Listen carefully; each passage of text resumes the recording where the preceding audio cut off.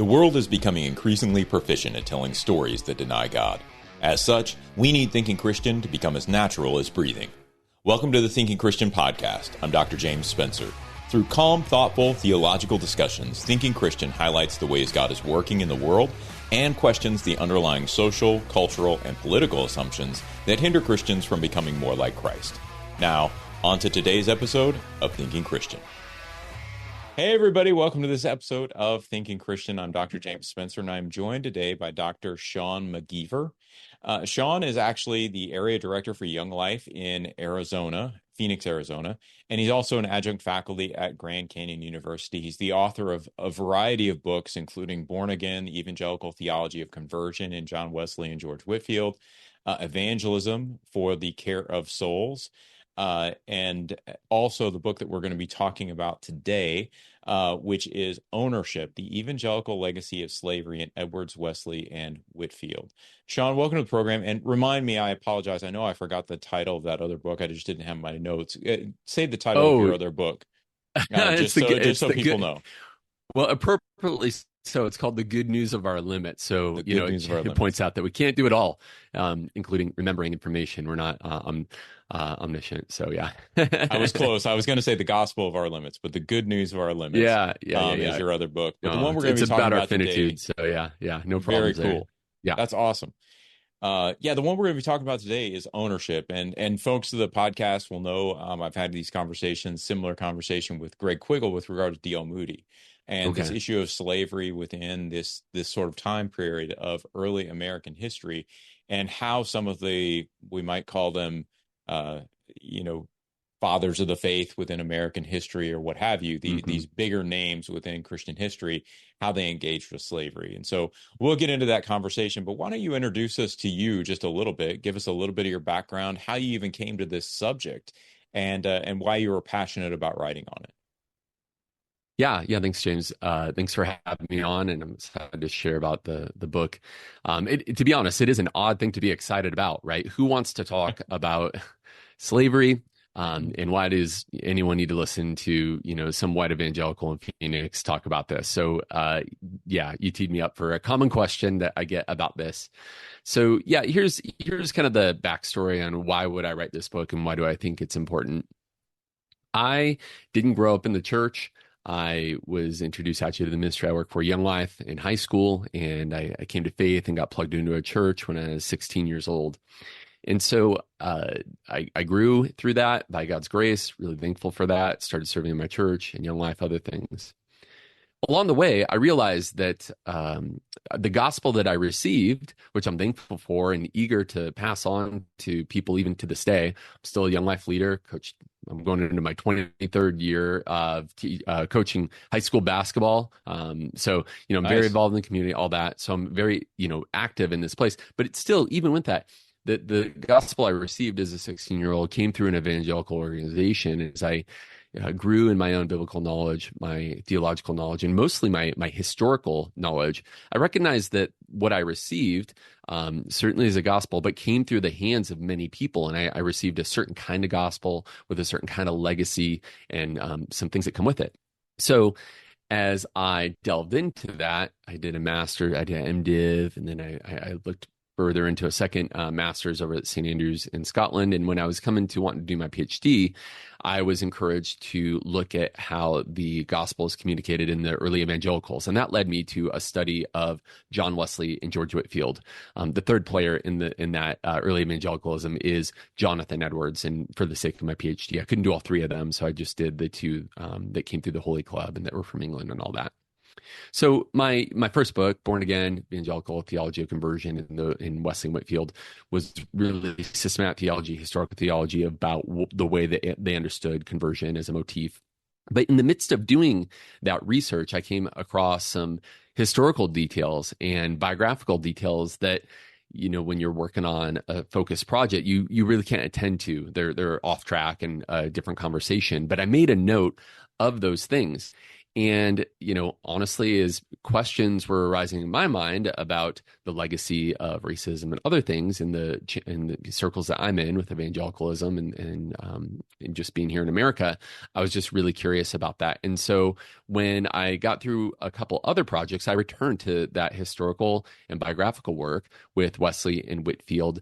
And then it was also the right time to circle back on some of the historical details for Jonathan Edwards.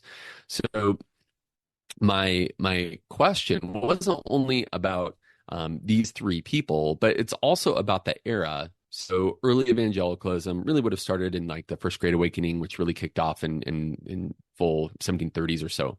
But if we just even take a bigger picture, step back and think about what happened from the year like 1700 to 1800, in that 100 years, not only was there Great Awakening and God is working really powerful and exciting ways that are great, there's also this other thing happening, which is for the first time, Christians in power were starting to question the institution of slavery. And that century snapshot in the history of Christendom is fascinating. And Wesley, Whitefield, and Edwards all play a part where Edwards and Wesley are born in 1703. And by the time that Wesley dies, he lives to be the longest in 1791. Things have changed. And so my book was not only a study on these three people that I find really interesting as a scholar of early evangelicalism and as a evangelical of a certain sort today, deeply concerned about preaching the gospel. And those things are kind of the parts that I would still sign up for seriously. But also, what happened then? A lot of Christians like myself go, what do we do with this history of slavery? What do we do with these biblical passages? What do we do with these heroes that we have? What do we do with some of these maybe residual things that we sense in certain situations in evangelicalism? Where did that come from, or is that real? So that century of 1700 to 1800 is an interesting time to look at where some things change. And so that's what this book is about. And also about looking at some like heroes. There are many things about Wesley, Whitefield, and Edwards that I think are wonderful and should be repeated and that we should celebrate. And there's also things that should not be celebrated, that should be known, that should not be surprises to Christian leaders, Christian educators, even just someone who really wants to know the story of evangelicalism and say, we know these things. They're not a surprise to us, and we know how to navigate those. So one of the things I really appreciated about your book was you start off, I believe it's in the introduction, talking about this phrase that's often thrown around, a man of his time. These people were men of their time. And just in my work with D.L. Moody, I've run into that an awful lot. People, and I probably have even said it, quite frankly, where we almost give this excuse. It's like, well, we all have our problems.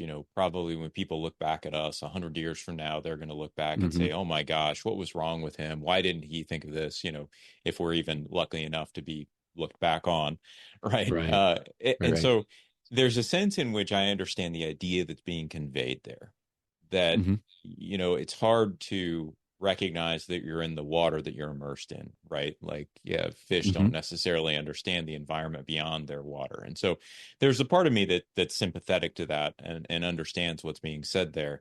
But I think you raised some really important points. And I'm wondering if you can just speak to that phrase and why you were so uncomfortable with it. Right. Yeah. In fact, the marketing, folks at the publisher, IVP, InterVarsity Press, I think they put it on the back of the book. If I'm not mistaken. Yeah, it says men of their time right on the top of the back. So they wanted to lead with that because it is such a common phrase that many of us, when we stop to think about it, are uncomfortable with, but still utilize because it does speak to something that it helps explain things.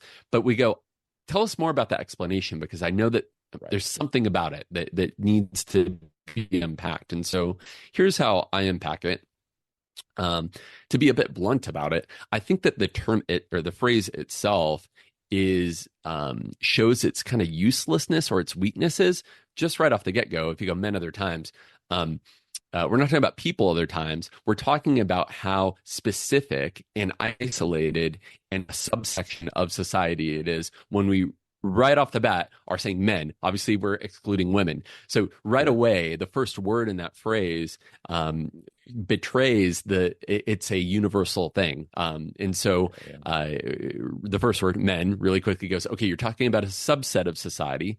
Who is they? Like, who are we speaking about? And in this case, you're thinking of a subset of men, probably, and of their times. And so, yes, of course, Sean McGever, am a subset of people in 2024 right now. And I can't avoid that. Right. Like you just mentioned, sometimes people will talk about culture or our historical locatedness as like the secondhand smoke that we breathe without knowing that it's there. It's in the air. You can't control what you're born into, where you're born, and other things like that. Now, as you get older, you're more responsible and can navigate that. But you're right. I mean, I am a part of the time that I am. I'm in my specific, I'm a man. Here I am. So, but the thing that we need to recognize is that this is a very specific group of people who have specific norms. Now, if we were to look back, for instance, of the first person that Jonathan and Sarah Edwards enslaved, a woman who's described as Venus on the receipt there, is she a woman of her time? What's her, for sure, Sarah Edwards, Jonathan's wife, and her do not share a similar outlook. And so it's just really quickly shows that what's normal for some people is not normal for others, even in a given time. So to like just say, oh, this is how people thought about this in 1740, for instance, only some people thought about this. It was probably, when it comes to the institution of slavery managed in a certain way, it was probably people in power.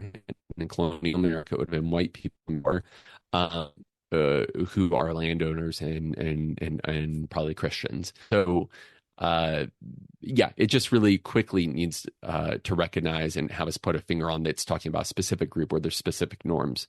I could go on with that, but those are some of the features of that conversation. Yeah. So, I mean, if I can sort of riff on that, maybe what we could say is that the times are just simply not neutral. That that within a given time, there are almost always people who have the ability to influence society in a particular way, and that influence can be wielded in a way that is God honoring and that honors the image of God in other people. And it can also be used to influence society in a way that diminishes God and diminishes other people.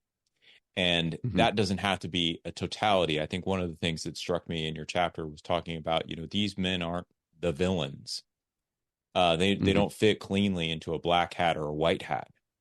That these are individuals who did amazing things, but who are also really deeply wrong and sinful on these other topics.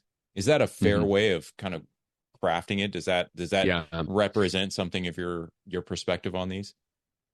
Yeah, some of the feedback that I've received that I'm most appreciative of is to avoid the binary of that these people should either be canceled or 100% defended and celebrated without any further discussion. And so it's so easy to fall into a overly simplistic binary on either end of a extreme. And so all of us, I have some sort of quote that the moment that we think that we are better than anyone that we're writing about in this book is the moment, is the exact issue that is behind slavery, which is some sort of hierarchical thinking that I'm better than you. We are all people made in the image of God who are desperately in the need of the grace of God. And there's no exception. Now, we are going to reject anything that's sinful in us, and that should change as soon as it's recognized, and we should graciously point out to other people. And so that extremism or expectation should be there, that we're uneasy with everyone, to be honest. Now, some things have such powerfully terrible repercussions in the present and downstream from that they really need to be addressed and pointed out. Some things might be minor when I'm exaggerating about some sort of accolade or, whatever, my golf score, yesterday or something. That there's not much that hinges on that. Other things that I've participated in have brought real pain into my life and to others, and they're not the same type of thing. At the same time, everyone is on the same playing field as far as we're going to be wrong. And I'm going to be remembered as having wrong beliefs. When I look back at myself from 5, 10, 20 years ago, there are things that I go, that I shouldn't have done that. And I either acted wrongly or even believed wrongly, and I perpetuated that. The question is, am I honest about those faults? And when confronted with them, am I willing to humble myself and accept correction on those types of activities? So yeah. As we kind of sit back, I mean, it's hard to correct Wesley, Edwards, or Whitefield at this point, right? Because they're no longer here. And so what we're trying to do is glean lessons from them to understand how we might avoid similar mistakes in our own lives. Is that fair enough? Yeah, I was speaking to a gathering of pastors here not too long ago, and white pastors, black pastors in the crowd. And one of the pastors came up to me, who's been a pastor for many years here in Phoenix. His dad had been a black pastor here in Phoenix for 40 years prior to that. And he said that his dad had taught him a phrase that he wanted to share with me. He said, my dad always said, you chew up the meat and you spit out the bones.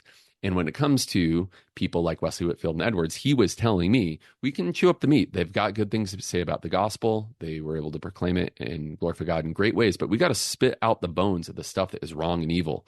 And so it's just important to recognize that everything kind of comes with a mixed bag, if you will, with that.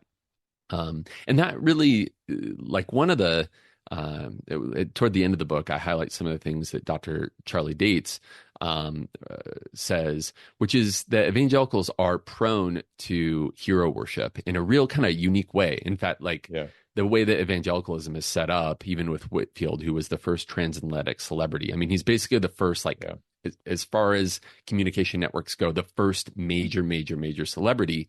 It does something to us when we have a gospel to proclaim, that when we say these words, we could change your life. Now, the gospel does change life. We are ministers of reconciliation, but we don't actually do the reconciling. We deliver the information by the grace of God through the power of God, but we don't do the changing. But man, it can go to our heads so quick. And that can create a celebrity culture, because there are people who are gifted or who just happen to be at the right place at the right time. And it can go to your head. And really quickly, you think it depends upon you. And so we have celebrities. And so Dr. Dates' warning that we avoid hero worship is really wise on two layers. One, it's because if you start worshiping some sort of other Christian, it's just a matter of time when they're going to let you down. It's not if, it's when they are going to fail you in a small or a major way. And you need to not have your foundation built upon the trustworthiness of any Christian hero, if you will. And similarly, it sets us free from expecting ourselves to be a hero to anyone else. Not to be self-deprecating or anything like that. Obviously, that's not what I'm not getting at that. But there's a freedom that comes when we can be honest that, I'm gonna, say things that are wrong. I'm gonna say things that don't undo things that don't honor God. We never do that intentionally. I don't think that's at the heart of the gospel or God's plan for us. But with that, it frees us to actually minister and proclaim God with a lot more power and grace, because we know it's not our message. We are just a messenger of the actual reconciler of people and God, and that's the Lord Himself. So, yeah. One of the things another aspect of your book that I was really fascinated by were some of these theological assumptions that people made regarding slavery. Right. And I think that, and I definitely take your point. I mean, I often end up going to 1 John 1:9.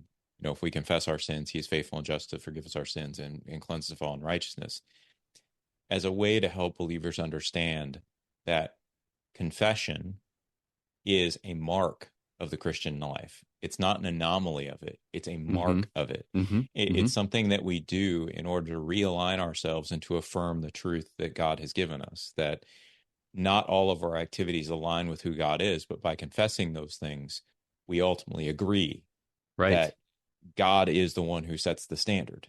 And so Right. we're agreeing that we haven't met that standard, thus we're agreeing with the standard. Yeah. That Yeah. kind I of mean, I idea. think 2 verses later, it says, if anyone claims that they are without sin, Without their sin. truth is not in them, you know? That's right. And even the Lord's Prayer is a constant reminder that we are to ask for forgiveness from our trespasses as we forgive those who trespass against us. What is That's right. implicit in the Lord's Prayer is that we need to ask for forgiveness. Forgiveness. You know, That's like right. it kind of assumes you're coming to the Lord's Prayer with stuff to unload, That's which right. is kind of like, really, Jesus, you're gonna just say that when you pray, you may as well always confess because by the way, you're gonna have some stuff you need to confess, you know? That's right. Yeah. And I Yeah. think sometimes, as I was reading through this list of assumptions, and you provide these, I think it's in the second chapter, maybe fourth chapter, I'm sorry, what they Yeah, assumed somewhere is in the there. name of the chapter. And so what I really appreciated about some of the, like, slavery is ordained by God. You talk about a little bit about slavery. Slaves must obey their masters. Hmm. Masters must be temperate. You Hmm. can see how these would emerge out of the biblical text. Oh, sure. Yeah, You they're there. can, you can, yeah, you Yep. can get it. Like, slaves deserve spiritual freedom. Hmm. This disconnection between the spiritual and the physical, right? That sort of separation. Uh, all of them have sort of, as I was reading through just the headings without getting Right. into the meat of the chapters, Hmm. I was trying to think to myself, how would I go about arguing this from Scripture? And I could come up with some ways. I don't think they're the best ways. I obviously don't think they're correct. But you can understand how the Bible could be used to justify some of these assumptions. These Hmm. are not like totally off base. And so, part of, I guess, what I'm wondering is, as we look at some of these assumptions that you've laid out, it's a little scary because they're so close. They're Hmm. biblically justifiable, not right, Right. but biblically justifiable. And I could see us doing something similar in modern day. Maybe not in relation to slavery, because we've got a whole history behind us, but in a number of other ways. And so I guess my question for you is, do you have a sense in which, as you were doing this study, you're identifying what really is at the core of the problem here?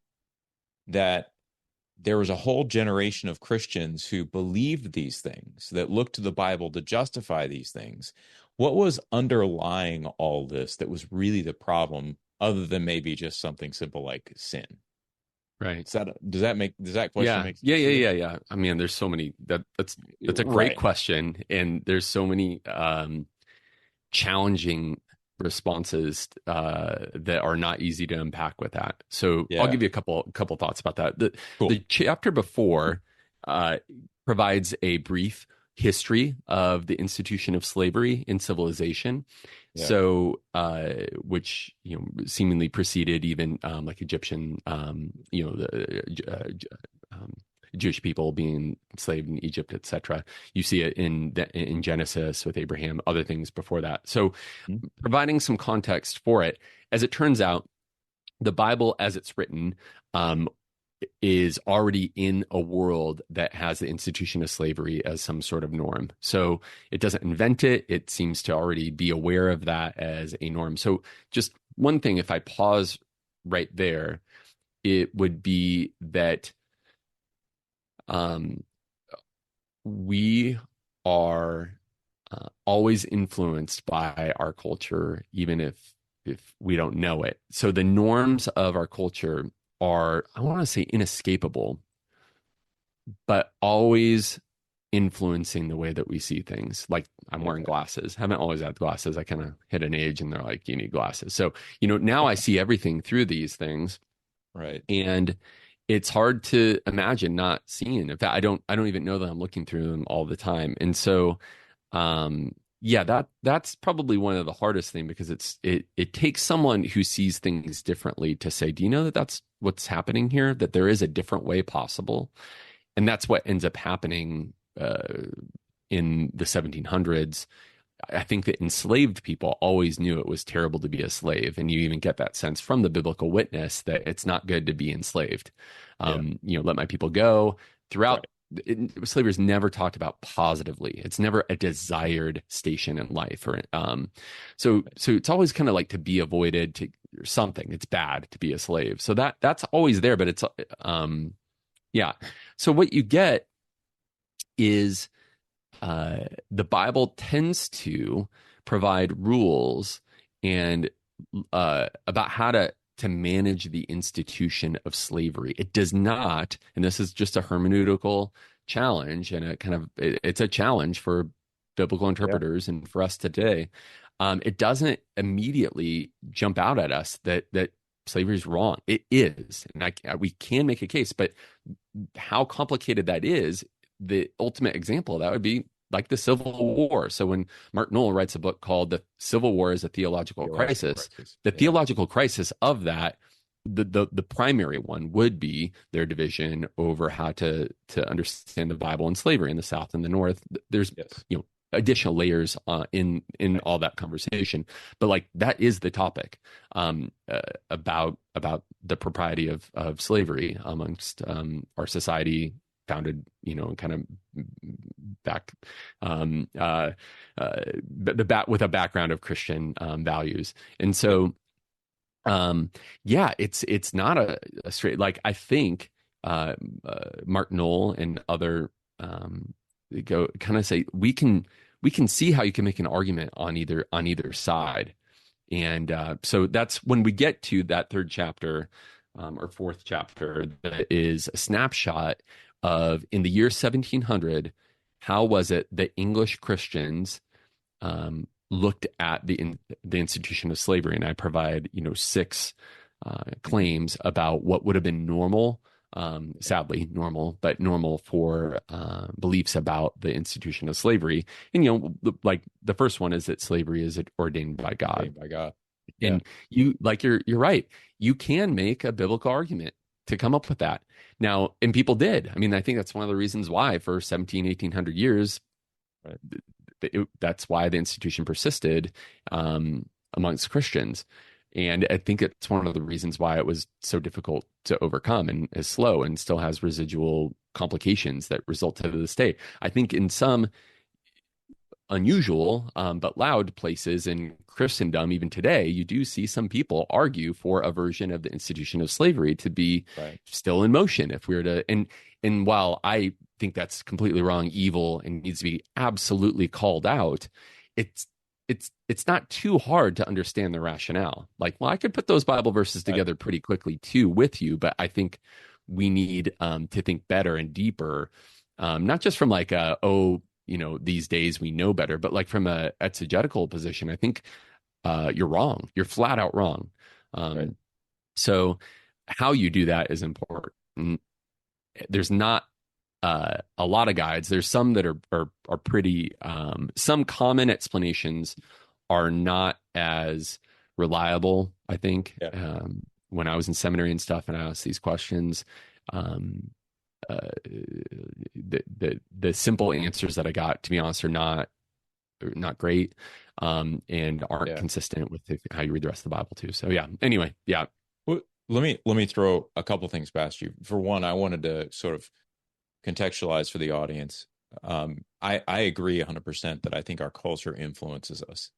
And I think what it does is it sort of, I don't want to say structures out completely, but our society tends to structure in possibilities that are easier to achieve than maybe some others. So I think of in terms of, like, let's say I was having a conversation the other day with somebody about fitness. And I said, today you have this whole fitness industry that's built up. Well, why do we have that today? Mm-hmm. Well, we're more sedentary. We have jobs that put us on camera, sitting around talking to each other, writing books. Right. Yeah. Those kind of things right now. Yeah. Right. More frequently than we have, jobs that are out, working fields or doing manual labor or those kind of things. And so if our bodies are now more sedentary, does it not make sense that we also need an outlet to be physical in some way? Hmm. And so when we think about our culture sort of structuring things in or out or making certain things easier or more necessary, I think we do have to look beyond just the ideologies that people might go to, right? This isn't just about like, I don't know, political ideologies or something like that. It's also about just the warp and woof of our lives, the very Yeah. basic things that we do. It's normal to take a Zoom meeting, for instance. Right. It's not difficult. It's not Like capitalism isn't the only ideological explanation why I like go to the gym or something. exactly. It's this host of factors that sort of structure this and make it make sense. Hmm. And so as it makes more and more sense, we start to maybe lose the ability to question that activity in a Hmm. more critical way. Not Hmm. that it's either good or bad, but that there may be certain aspects of it that aren't helping us Hmm. conform more closely to the image of Christ, whereas other things may help us conform more closely to the image of Christ. And so as Christians, we've got to be thinking both the positive and the negative of these things and understanding the limits of uh, those those activities. Right. Is that a Yeah, fair like I mean, representation? when you go, I don't have all this in the book, but like when Yeah. people ask about the origins of slavery, um, while I think the institution and maintaining the institution is wrong, in ancient times, if one group of people went to war against another group of people and Right. the losing side still has people who are alive, what do you do with these people? Do you just kill them? Do you let them go free? Or do you have them maybe work for you? Like and so you go, yeah, that's kind of one solution is now they're indebted to us. They're our servants and slaves or what have you, because they lost, and we don't want them to have freedom because they were, we know what they do with their freedom. They'd go to war against us again. So like, circumstantially, you can understand some of these predicaments where someone would have power over another person. The question is that long-term sustainable? What do you do with their children? What do all sorts of other questions, I think, which the Bible tries to kind of help navigate, but and provide some rules. But I mean, so there is like a background. It's, Yeah. but yeah. And the other thing I was just going to mention, the one that really struck me was the first one. Slavery is ordained Okay. by God. Yeah. By the time you get to number 2 in chapter 4, slavery is a result of sin. I can get my head around that one, no problem. Right. But what I see when we look through slavery is ordained by God, I think one of the main problems I see there with that sort of assumption, and I see it today too, is that when something is ordained by God, we tend to think of it only in the positive mode versus Mm-hmm. something like, I'm an Old Testament guy, so like Jeremiah 26 stands out to me, right? God tells Israel that Nebuchadnezzar is going to be his servant to take them into exile. And then in the next, maybe it's 2 verses later, God says, and he will not escape judgment for what he's going to do to you. Mm-hmm. And so there you have an event that's ordained by God that is Mm-hmm. also going to bring about the negative consequences of that event. Mm-hmm. And so when we think about ordination, these idea that slavery is ordained by God, I think it's such a selective understanding that we're dealing with that oftentimes when it's comfortable for us, being ordained by God seems like a fantastic thing. When Mm-hmm. it's uncomfortable for other people or uncomfortable for us, being ordained by God isn't even a question. It's now something we need to change. And so, Mm-hmm. within this span, you do have like the American Revolution, which, if you think through the theological assumptions on both sides, you'd say, well, what's really the difference between being a colonial enterprise in the Americas versus owning slaves? Not that Right. much. You're under someone else's control. We didn't like it, and so we decided to change it. Uh-huh. But all of a sudden, we think that slavery is ordained by God, and we should keep this institution. There's such a paradox, a Mm-hmm. conflict in the way that these events are thought through Mm-hmm. that I just want to sort of highlight that because it struck me when I was reading through your book. I'm like, wow, this is alive and active today in many ways. And we just don't have good ways of thinking through it, that we just tend to think that what God has ordained is 100% good versus God ordaining it for a particular purpose that maybe we don't even understand. Mm-hmm. And that it could very well be that God ordains it, and it's something that Christians need to work against. Mm-hmm. So I don't mean to go too deep down that theological rabbit hole, but I wanted to throw that out there to get your reaction to it, just your Yeah, thoughts. I mean, we're not going to jump in and solve Yeah. the Romans 9 through 11 Pharaoh Right, hardness. exactly. But at the same time, it was proper for them to push against Pharaoh, though Pharaoh had been lifted Yeah. up, Yeah. or in Romans 13, when authorities are lifted up. I mean, it addresses the same exact thing, that God has ordained the authorities for his purposes. However, they're Yeah. instituted to do good. And so, it's proper that you could rebel against authority when Pharaoh tells you to kill your firstborn, that the midwives are judged as doing the right thing and honorable and good thing when they don't abide by what Pharaoh had instituted. So you see that there are clearly within, like with Romans 13 and in 9 through 11 in your example, that God does lift people up. But it doesn't mean that you just have to agree with it. It could, for some mysterious reason, be Right. that God is just navigating things in that way. Um, I mean, when we think about, and my snapshot is in the year 1700 with English Christians and the influences of Wesley and Whitefield and Edwards, they trace it back in different ways, but it's going to be Puritans. And it's not that as if Puritans are all bad or whatever, but they're going to agree that God is in control in a certain way. And he's ordered and structured society in a way that honors him, even if it might not be ideal to be, maybe the certain role that you play in your society isn't maybe the most exciting. God is ordained it in a certain way that's fitting, and you serve a certain role.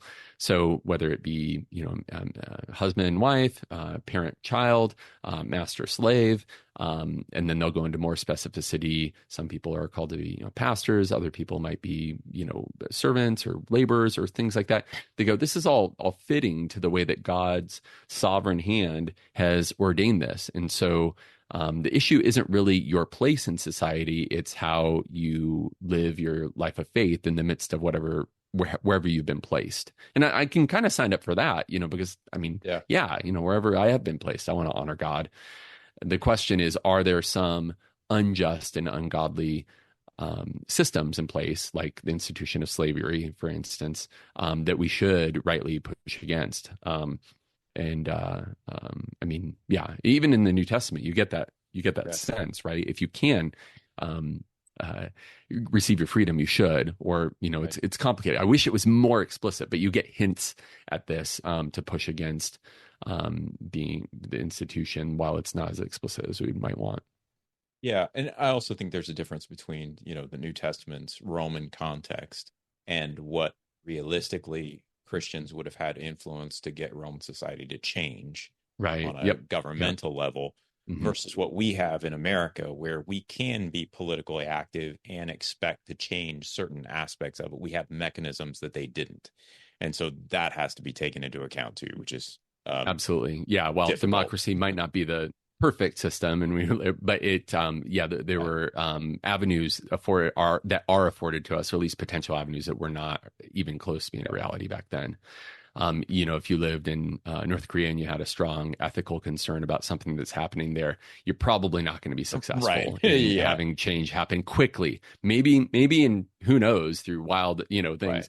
or a course of a lot of years, but that's not going to change overnight. If you have a strong ethical position that you think is not just in certain countries. In America, theoretically, that could change. And we have seen change long term. Not all is exactly how we want, but there is a pathway for that. At least in theory. Yeah.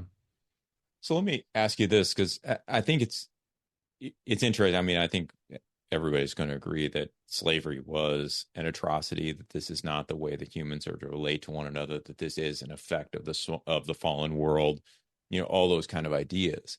Mm-hmm. How did you see Edwards, Whitefield, and Wesley? How did you see these three individuals and their families treating slaves, orienting themselves to slavery? Did you see sort of a disposition of, we'll accept it, but we really don't like it? Did you see the sort of social innovations, let's say, in Ephesians 5, where Paul talks about the way that husbands and wives are to relate in Roman society and the real Hmm. social revolution Hmm. that brought around. He wasn't eliminating the hierarchy, he was fundamentally transforming it. Do you Uh-huh. see that kind of thing in Wesley, Whitefield, and Edwards, or were they pretty Yeah. run of the mill in the way that they treated the slaves that they owned? Yeah. So, and just to be clear, Wesley Yeah, never enslaved anyone. thank you. Yeah, thanks. And you didn't say that, but just want to kind of clear his Well, name on that account, yeah, and have that's more helpful. thoughts about why that is. But Edwards and Whitfield did. Now, I want to be extra clear that the institution, Wesley, um, changed his mind about, I think, at the end, he certainly did. He was against the institution. All of them, and so there's two topics that are really important: the Okay, institution and the management of slavery. Got to make those like very clear. That's not clear good. in hardly any of the literature conversation. Are we talking about the management of slavery or the institution of slavery? So just for a moment, I Yeah, want to talk about the management, which sounds terrible, but I am gonna address that fine. topic. Yeah, In great. that conversation, all three of them would have been pushing for a very high standard, and this sounds terrible, but a very high standard of to do it in a way that they think is going to honor God and is going to respect the humanity of people. Now, Yeah, I'm saying it's like fatally flawed. With understood. that said, though, Yeah, they actually come under attack. Now Edwards is up in the north, and so what he is are like his norms as far as the management of his enslaved people and the people in his community are going to not ruffle too many feathers, like yeah, smaller households. I mean, while it's a generalization, it's still a generalization, still kind of true. Smaller households with maybe one or two enslaved people that might live in the house with the family, etc. Whitfield is spending the majority of his ministry. I mean, he's traveling a lot, but where he has his yeah, orphanage is down in Georgia. He's traveling a lot in the South. And this is where there's plantations. And so when he travels through and he's seeing some massive atrocities, which I'm sure are happening in the North, but not nearly in the same way, um, uh, the violence and just terrible conditions for enslaved people in the South. It's always bad, but I'm just saying there's understood. other, yeah, Yeah, in the South. He does publish something that he gets a lot of pushback from, like about how the enslaved people are being treated, their lack of opportunity to hear about Christianity or practice their Christianity, the violence that is put upon them.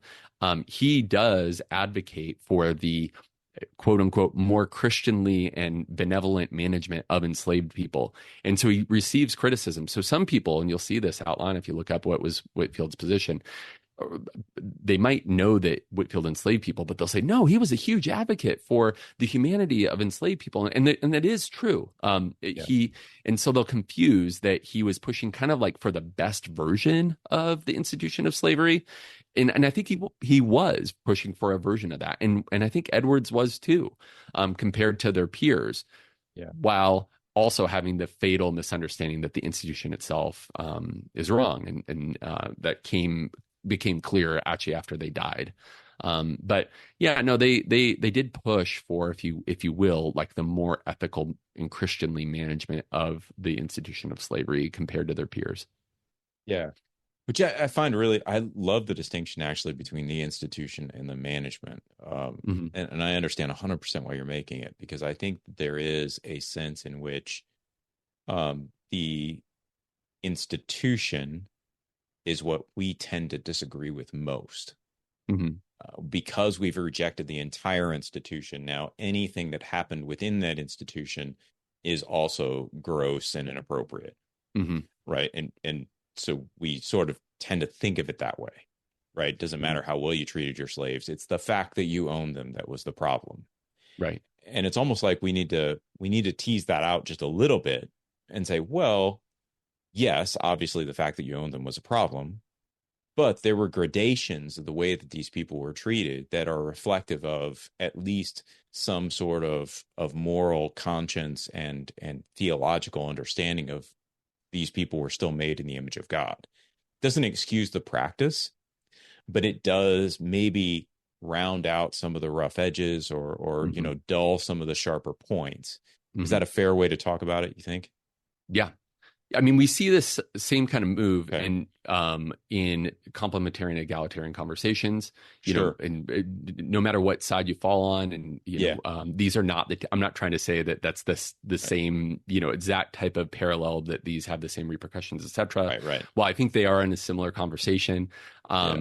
I would say there will be egalitarians who will say, no, we actually think that the conversation is fundamentally flawed on the institution, a level of patriarchy or hierarchy. Like, we just think that any It's just differentiation is issue. And then you'll have some people who will say, well, let's look at complementarianism as a gradation. There's some really bad examples of people, particularly men, who are just treat women terribly and are just bold about it. And then there's others that seem to do so in a really honoring way, and so you see a gradation in that.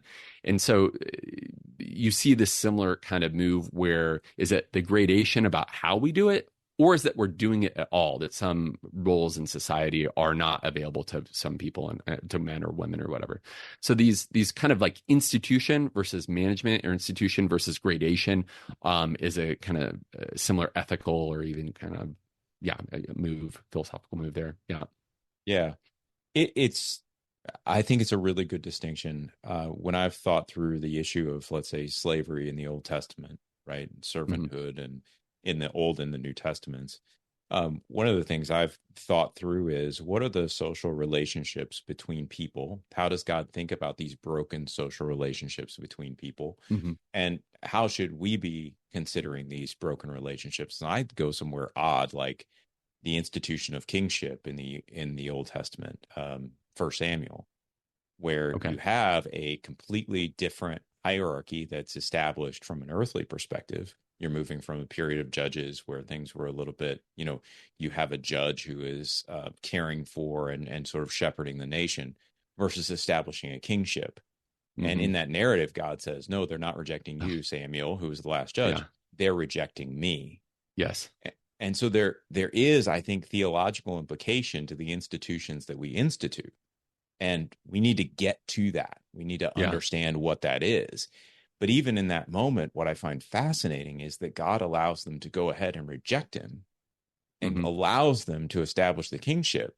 And then there's all these downstream implications for this.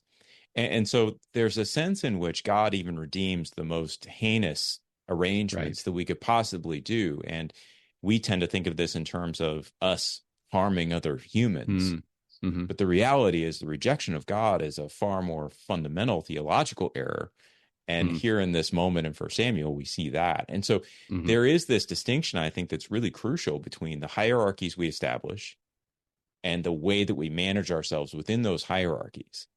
That Hmm. there are redeemable moments within these wrong relationships that we establish that we need to take into account of. And that's sort of what as I was reading through your book, that's part of what I felt like I was resonating with.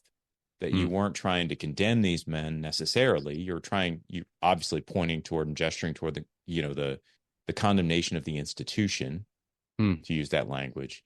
But I never got the sense that you were condemning the men themselves.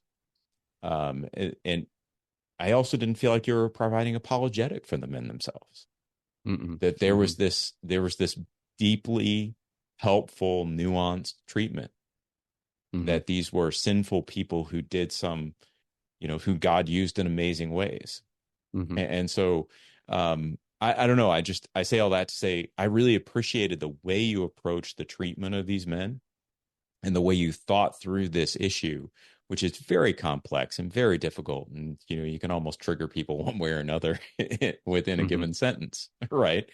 Mm-hmm. But I just felt like you really nailed the balance between these Mm. two issues. Yeah. Um, Yeah. That's fascinating. I hadn't thought about. I mean, yeah. I mean, the scriptures are really clear that the Lord warns the people about the institution of kingdom. Yeah. I mean, he's like, what's right. going to happen, right? Yeah. Like, this is going to happen. You really shouldn't do it, but that's the institution they sign up for, and God works within that, Yep. which is just so gracious of God, and lifts up leaders. But you do see it play out. I mean, I would love to pick your brain maybe another time about more about that. But one of the things when I wrote the last chapter, I had to do a couple different drafts, but Yeah. in I'm a historical theologian. So in John of Damascus and some of the iconoclasm debates in 800, 900s in that era, what do we do with these icons? Which is it sounds like a bizarre connection, but here's the thing. They decided, I think it was clear in Protestants, we have lots of thoughts downstream from this, but this is the useful part, which is when we see another image bearer, it's right to honor them when they reflect the image of God. Yeah. But we should never worship them. Right. Because that's a confusion. It's to confuse a created thing with the creator. Now, when they reflect as an image bearer, the reflection of God, we say that's honorable. And then when they don't, because it's reflecting something else, we go, that's not honorable. And so all of us are both of those things, where there's moments when we reflect the image of God and that's an honorable thing. And then there's in moments when we don't, and that's an honorable thing. But none of it should be worshiped or pointed at as if that's the definitive thing itself. It's a reflection of a thing. And so with these men, with Wesley, Whitefield, Edwards, when they reflect the image of God and they say true and they do true things and they spur on good in the world for the sake of Christ, we should say that's honorable. That should be reflected by me too. I'm going to continue that. And when they do things that we recognize as evil, or we say that's wrong. And so similarly with the kings, probably I'd love to hear your thoughts and maybe another time, but the Lord said there's going to be great temptations that are going to come if this institution gets put in place. Yeah. So, there's things of which why we could even call Jesus, he's the King of Jews or King David or what have you. I mean, right. King David is a great example right there of a person who clearly should not be reflected some of his actions, many of his actions.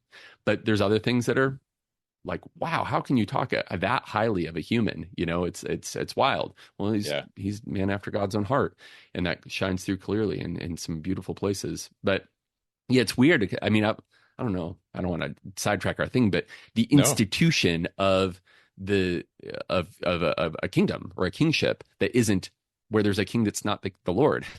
Right. I hadn't thought about. No, I mean, I'll tell you the way my sort of simple analogy to this, and I think it relates to exactly what you're saying about the icon issue. And I'm not a historical theologian, so that's a little new to me, but I'm feeling like it might resonate. So you ever play with a light bright when you were a kid? Oh, yeah. Yeah. Right. And so if you think about the way a light bright works, it's a light box. You put a dark sheet over a pegged board, and then you stick the colored pegs in through the dark sheet. And the light shines through those pegs. And you can make all different sorts of patterns, right? Depending on how you place those colored pegs on that light board, you create all these different patterns.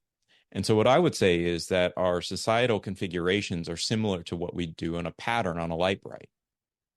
That each of those societal patterns, and we could say this about individuals too, I think, but on a societal level, each of our societal patterns, we're going to recognize the goodness of God, the glory of God shining through those societal patterns at certain points. It's not a product of the society. It's that God is shining through. Like the light is coming from something else. It just happens to be reflecting through in this unique pattern. And another society is going to have a different set of unique patterns. But that black sheet that you put over the rest of the light to sort of block the light, those are also part of our societies too. And so what we end up having these moments where our society reflects God's glory out. And then those moments where our societies block God's glory from shining. Like, and these institutions pattern themselves in that way. And so part of what we're trying to figure out is, as we're looking at a society, is, am I fooling myself into thinking that this is something that God's glory is shining through, when really what I'm doing is I'm calling darkness light. And I think that's what we've got here with slavery, that this institution of slavery, people started calling darkness light. When in reality, they're the American experiment, for all its good and bad, it does shine forth the glory of God in certain ways, but not in all ways. But don't confuse it as if it's it's God or That's right. something. Is that That's that's your right. point, right? Yeah, That's it right. just Yeah, the light is in coming this from something configuration, else. yeah, uh-huh. Right. Mm-hmm. And so that pattern that you create through these institutions, the way we configure ourselves relationally, that Right. allows, God's glory shines through there at certain points and it creates a particular pattern. Mm-hmm. But it's Mm-hmm. when we start to confuse that pattern, Mm-hmm. right? Like this system has created this Right. light. Nope. Yeah. The light is shining through the pattern, That's a good analogy. I like that. you know. Yeah, I mean, So is God faithful enough to be able to shine through the Roman Empire? Church history would say absolutely. absolutely God is faithful. Is God Yeah, faithful enough to show through socialism and democracy and all sorts of versions absolutely. of society? You go, the light is still there and it will not be blacked out by the dark. That's Like right. it shines through. But to confuse, what we should really have? We should have a Roman Empire, or we should have socialism, or we should have Right. democracy. We can debate those things, but don't confuse the source of goodness with the system that humans can layer on top of that. That's exactly right. Yeah. Yeah. No, that's good. I think, yeah, I appreciate that. I'm going to think more about that. Well, I mean, similarly, like I wrote this, I'm not here to talk about my other book, but the good news of our limits. One of the things that's challenging is I think because Lord Jesus Christ is incarnate and took on a human body, we're easily confused to want to worship other humans. 100%. And that's why, like going back to the temptation of evangelicalism, when they're preaching the true message, which is the light, and we're really appreciative for what they do, and some are really gifted by God's Spirit to do it in certain ways. We get confused because, yes, it would be appropriate to fall on our knees like many people did in the New Testament at the feet of Jesus and worship him, who is 100% divine and human. But then when we see the light of Christ shining through another human, the temptation is to worship humans like we're only supposed to worship Christ. And so it's to confuse the two. It's to confuse the creator and the creation, like Romans warns us. Yeah. No, and I mean, I'd actually wouldn't mind having you back on to talk about that book, because limitation is one of those areas where I've thought a lot about that, and I've actually sort of noodle on it a good bit, especially with regard to original sin, the linkage between limitation and our intended state of dependence upon God. Right. So how is it that we were created as limited beings to be dependent on God? But now that we have rejected our dependence on God, what happens with that limitation? We're constantly trying to overcome it. We're trying to cover over it, make sure that it's not limiting us. It's not, we're trying to make sure that we don't fall prey to those limitations, as opposed to accepting it as a gift that drives us back to dependence on God. And so I mean, it's a bit of a rabbit trail, but I think it'd be fantastic to, you're right. The podcast will be like 3 hours long, but let me come back, because I want to ask you one more question about the book, and then we'll kind of close up. But why did you think that this was an important topic to address at all? What do you hope that readers who read this book get out of ownership? Yeah, there's two things. I mean, there's just a little nerdy part of me that I see things bubbling around on Twitter and other places where there isn't a go-to place for these three people. Not that too many care about them, but I wanted my book to be able to provide like a go-to source. And fortunately, it had top-notch endorsements from the best historians like Mark Knoll, George Marsden, Ken Minkema, like the people, they've all are gracious. So like it is a resource to be able to clear up the story and tell it as truly as I could about these people, because for whatever reason, people like debating these people. That's just a nerdy thing that only a couple of people will be interested in. The more important part is what I do in the last chapter, which is there's a 4-step process of which the whole book is structured around, and then I turn it back on ourselves, which is there's 4 steps. One is for us to, and I have questions to lead us through all these. One is to recognize that the situation that we're born into, of which we had no control. The second step is to understand our own participation into the setting that we were born into, almost like an age of accountability. I can't, I was born here in Phoenix and I couldn't be born anywhere else in whatever, 1976. So here I am, there I am. But at a certain age, I look around and I go, this isn't just because of where I was born. I'm participating, like I'm actively choosing. So thinking through those sorts of stages in our life. And then a third stage, which would be, action in one way or another to continue those sort of things, or on a couple topics in my life to say, I'm actually going to, I want to go in a different direction, or I feel like I need to take some other ideas on board or adjust previous thinking. And then the fourth step, which is to think about our legacy. So I think a lot of us, I mean, someone's going to be looking through the book I wrote and the picture, I'm going to be on probably some, I don't know, Lord willing, some grandkids hallway. There's going to be a photo up of me and they're going to go, oh, you know that about grandpa, right? And I don't want to say it's like a worry, but if I could think sooner about my legacy, because there are certain things I go, man, how should I think about that? Should I speak up about that? Am I right? Am I wrong? And I don't want to just do it to create, a bunch of chaos, but like, I provide in the book a little bit of a reflective moment in the last chapter for us to think about the situations that we're born into, where we're at now, and where we might leave our legacy. And so that might be of interest to some of your listeners. Well, I usually close out episodes just asking guests one question. And so I'll do the same here. What do you think that Christians today should be thinking about in order to be and make disciples more faithfully for Jesus Christ? In order to make faithful disciples, we need to be fed the word of God. I know this is just going to sound so simple, but I want people to just be ingesting the word of God as much as possible. There's so much hype. There's so much lack of attention. There's so much screens and what bigger, better, all that. Returning to God's word is the trustworthy, sustainable way to be able to make disciples. And so as my own path and journey for discipleship, it would be finding ways to bump into God's word in my own daily life, at my church, and pursuing, like food. If I don't go with food, I'm going to be starving. I would be spiritually starving if I didn't have God's word.